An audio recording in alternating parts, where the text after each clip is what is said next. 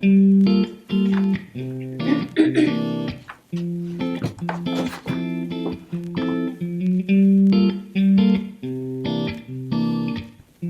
is such a common question among my friends and family, and that's understandable because all these three professionals produce drawings for buildings.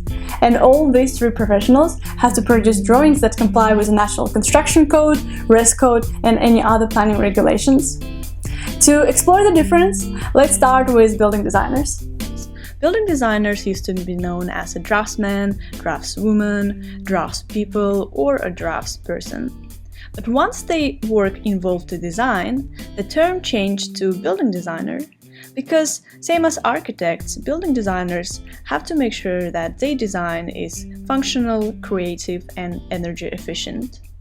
The main difference between architects and building designers comes from the registration and licensing requirements, and that will depend a lot on your state legislation. For example, in many Australian states, anyone can call themselves a building designer and operate the business under that name. However, the work that they produce have to comply with the National Construction Code and any other planning regulations, otherwise it will never get built.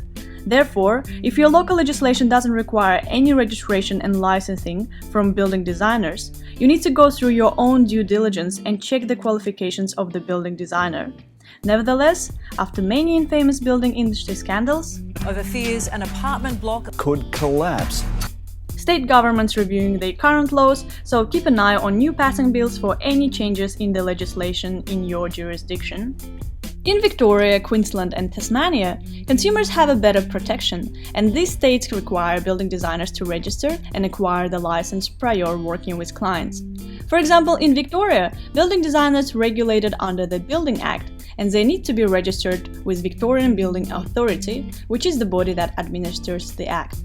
To register with the Victorian Building Authority, building designers need to complete a 2-year TAFE course, have 2 years of practical experience, and provide a portfolio of documentations that includes 3 buildings. If you want to know more about the registration process of building designers in Victoria, click in the link below. Now, architects are regulated under the different legislation, which most commonly called Architects Act, apart from South Australia, where it's called Architectural Practice Act. The body that administers the Act in Victoria is Architects Registration Board of Victoria. For example, to become an architect in Victoria, I had to go through the following process. First, complete the Bachelor of Architecture degree. Here in Australia it's a 3-year course, while overseas where I did it, it's a 5-year course. 2. Complete the Master of Architecture degree, which is a 2-year course. 3. Complete the logbook of specific practical experience of minimum 3,300 hours, which in my case took me around 3 years. 4. Pass national exam paper, which is a national exam for all architects in Australia that goes around an hour. 5. Pass the interview, which goes around 45 minutes. 6. Acquire a professional indemnity insurance of minimum $1 million cover. And finally, pay the fee and register with the Architects Board. Without going through this whole process, no one in Australia can legally call themselves an architect.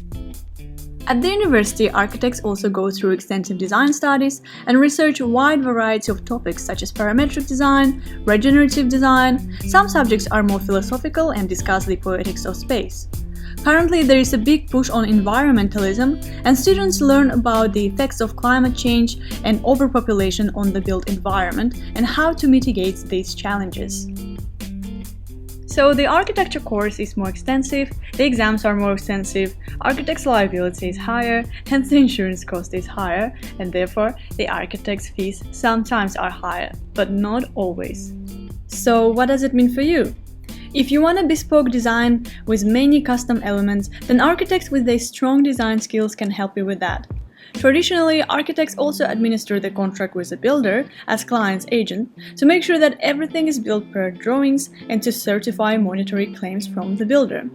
Once the building is complete, you can call it architecturally designed building, which commonly increases the value of the property.